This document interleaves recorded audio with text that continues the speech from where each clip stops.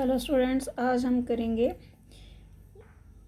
Pairs of linear equations in two variable का solution find करेंगे graphically. तो पहले रिवाइज कर लेते हैं कि इस तरह हमें इक्वेशंस दी हों, जहाँ इस तरह दी हों कि कांस्टेंट टर्म हमारी राइट हैंड साइड में हो, तो आपने कैसे करना है। पहले आपने रेशो निकाल लेनी है A1/A2 is equal to not B1/B2। Then given these equations have one solution, मतलब कंसिस्टेंट होंगी। और यदि तीनों बराबर हों, कोफिशिएंट्स एक्स के, वाई के और कांस्टेंट की रेशो इक्वल हो, तो given equations have infinitely many solution, तो भी क्या होगी, कंसिस्टेंट होंगी।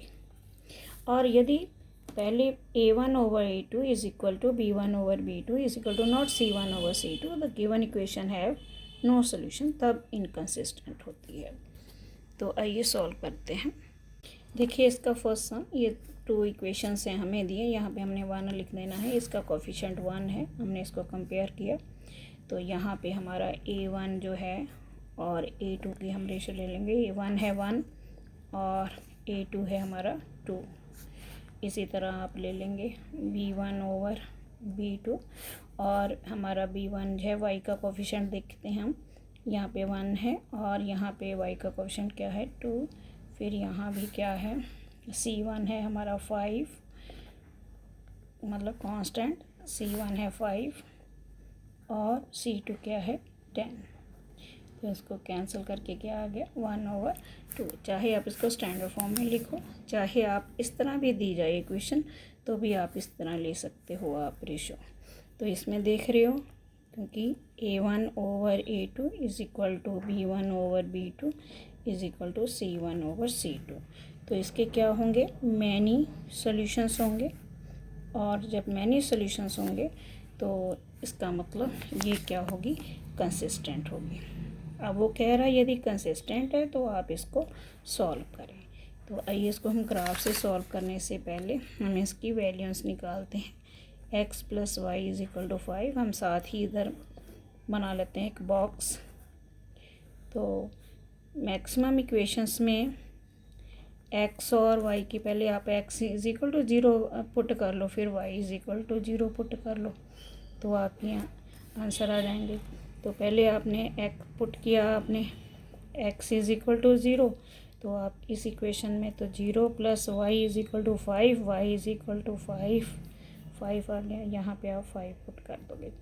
अब इसी तरह फिर पुट करो आप y इज इक्वल टू 0 इस इक्वेशन में, तो आपका क्या आ जाएगा, फिर x कितना आएगा, 5 आ गया। मतलब अब हमारी x 0 था तो 5, y 5 था, अब हमने x 0 भरा है, मतलब y 0 भरा है, तो x हमारा आ गया 5। इसी तरह हम सेकंड इक्वेशन निकाल लेंगे।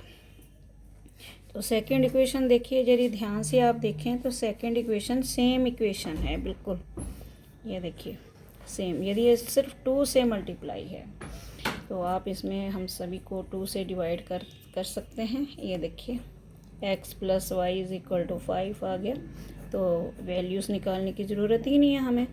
x y, तो x 0 है, y 5 आ जाएगा, फिर 5 और 0, क्योंकि सेम इक्वेशन सेम वैल्यूज़। अब हम इसका ग्राफ बनाएंगे। अब ये देखिए मैंने ग्राफ पेपर पे लगा लिए हैं साइंस। ये हमारा x एक्सिस है हॉरिजॉन्टल लाइन, और ये वर्टिकल लाइन जो है वो y एक्सिस है। और ये जैसे आप 9th में पॉइंट ग्राफ बनाते थे, बिल्कुल वैसे ही बनाना है आपने। तो हमारा ये पहले है 0 और 5, तो हमारा ये है 0, रीज़न के कोऑर्डिनेट्स 0 0 होते हैं, 0, और फिर y है 5, तो यहाँ पे हम खड़े हुए, फिर हम y एक्सिस की इस 0 की सीध में जाएंगे 5 पर। ये देखिए यहाँ पे हमारा पॉइंट लग गया, ये देखिए, ठीक है। अब एक पॉइंट लग गया हमारा। अब दूसरा है 5 0, तो 5 यहाँ पे हमने पहले फर्स्ट पॉइंट जो x पॉइंट होता है वो x एक्सिस पे ढूंढते हैं, तो यहाँ पे 5 है। और दूसरा है y जो है वो 0 है, तो हम यहीं पे रहेंगे, क्योंकि y जो है हमने इसी की सीध में जाना था, तो इसकी सीध में जो है 0 है, तो ये हमारा पॉइंट आ गया 5। अब हम इसकी लाइन लगा लेंगे और स्केल से। तो पहले मैं लाइन लगा कर बताती हूँ आपको। अब इस तरह मैंने लाइन लगा ली है। अब जो सेकेंड इक्वेशन है, अब सेकेंड इक्वेशन के भी पॉइंट्स लगाएंगे, पॉइंट सेम है। तो पहले 0 5 तो यहीं पे आए, इसलिए हम यहाँ पे ये लगा देंगे डबल सर्कल, और यहाँ भी हम लगा देंगे डबल सर्कल। ठीक है, ये पॉइंट बिल्कुल इस पे जाना चाहिए 5। तो ये वाली जो हमने डबल सर्कल लगाया तो ये शो करते हैं कि एक ही लाइन है। तो यहाँ पे हम लिख देंगे मैनी सोल्यूशन और कंसिस्टेंट, क्योंकि हमें कंसिस्टेंट पूछा हुआ है इसलिए हम कंसिस्टेंट लिख देंगे। अब देखिए इसका सेकंड पार्ट, देखिए यहाँ पे हमने उसको कंपेयर किया है इस इक्वेशन से। ये देखिए इस इक्वेशन से कंपेयर किया है, तो हमारे यहाँ पे A1 जो है A1/A2 की हम रेशो ले लेंगे। तो यहाँ पे A1 और A2 की रेशो है हमारी 1/3, और B1/B2 की रेशो है हमारी -1/-3। माइनस माइनस क्या हो गया, कैंसिल हो गए। और जो C1/C2 की रेशो है वो 8/16 है। ये देखिए 1/2 आया। तो आप देख रहे हो कि यहाँ पे क्या हो रहा है, A1/A2 इज इक्वल टू है B1/B2 but not equal to C1/C2। तो हम इसके साथ कंपेयर करते हैं। देखिए यहाँ पे क्या लिखा है, नो सोल्यूशन, मीन्स ये क्या होगी हमारी इनकंसिस्टेंट। तो इसमें तो बुक में लिखा है कि आप इसका ग्राफ तभी बनाएं यदि वो कंसिस्टेंट है, लेकिन यहाँ पे ये इनकंसिस्टेंट आई है, इसका ग्राफ नहीं हमने बनाना है। और यदि आप ग्राफ बना के देखोगे तो आप देखना ये पैरेलल लाइंस आएंगी। अब देखिए इसका थर्ड पार्ट, तो यहाँ पे हमने इसको ये वाली जो इक्वेशंस है वो इस फॉर्म में है। ठीक है, तो हम इसी फॉर्म में रहने देंगे इसको। तो ये देखिए यहाँ पे A1/A2 है हमारा 2/4, कैंसिल करके आ गया 1/2। फिर B1/B2 यहाँ पे है 1/-2, तो माइनस हम ऊपर ले जाएंगे -1/2। और यहाँ पे C1/C2 जो है वो -6/4 है, -4। तो हम कैंसिल करके हमारा आंसर आ गया 3/2। हम देख रहे हैं कि यहाँ पे A1/A2 जो है वो नॉट इक्वल टू B1/B2। क्यों? क्योंकि यहाँ पे 1/2 है, यहाँ पे माइनस है, तो ये दोनों बराबर नहीं है। तो हमें C1/C2 हमने निकालने की ज़रूरत नहीं थी। यदि ये दोनों बराबर ना आए तो हम यहीं पे स्टॉप कर सकते हैं सब। A1/A2 is equal to not B1/B2। So क्या होगा फिर, 1 सोल्यूशन होगा इसका, और ये क्या होगा, कंसिस्टेंट होगा। तो अब हम इसका क्या करते हैं, ग्राफ बनाते हैं। तो ग्राफ बनाने के लिए आप फिर उसी तरह पहले आप y ये 6 उधर ले जाएं, इज इक्वल टू क्या हो गया, 6 हो गया। अब आप इसका ग्राफ बनाएंगे।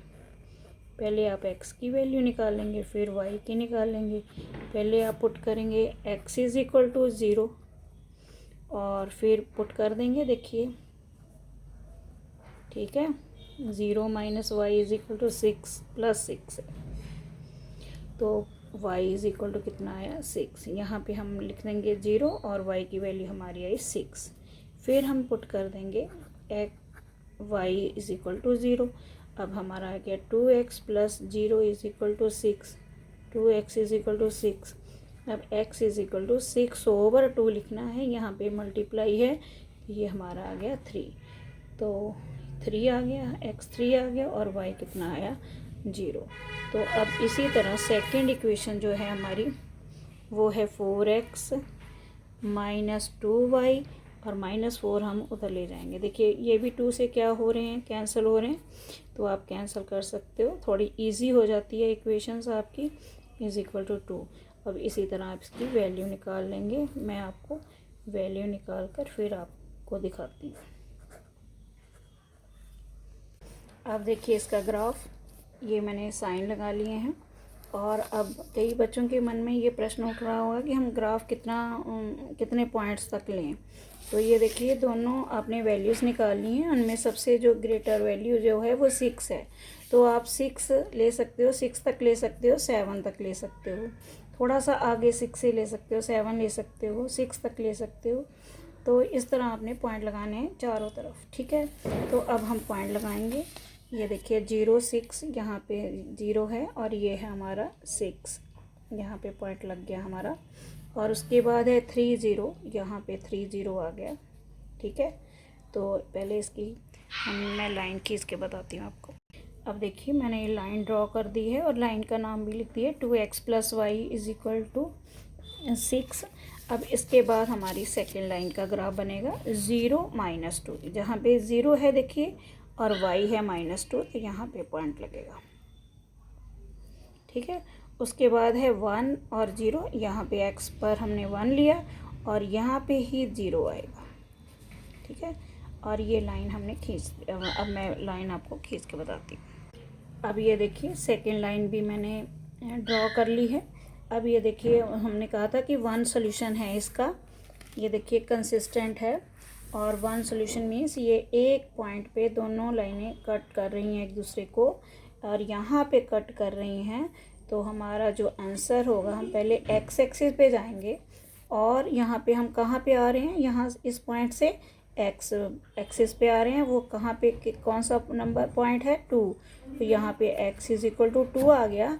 और यहाँ से हम फिर इधर से ही इसी पॉइंट से हम y एक्सिस की तरफ जाएंगे, तो y एक्सिस पे हम कहाँ जा रहे हैं, 2 पर, तो हमारा आ गया y = 2।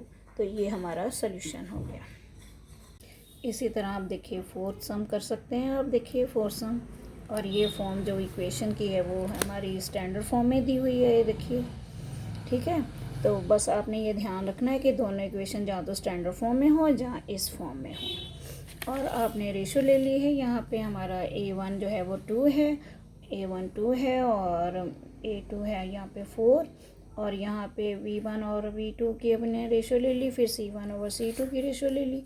और हम देख रहे हैं कि a1/a2 = है b1/b2 but not c1/c2। So this equation is inconsistent. इसका ग्राफ बनाने के लिए नहीं कहा है। अब इसी तरह इसी एक्सरसाइज का 7th सम है। देखिए कहता है ग्राफ बनाएं आप, और ग्राफ बनाकर फिर आपके जो ट्रायंगल बनेंगे, vertices of coordinates of the vertices of a triangle formed by these lines and the x-axis shade the rectangular region। और फिर आपने इसको शेड करना है। तो पहले ही हमने इसी तरह इक्वेशंस हमने निकाल ली हैं।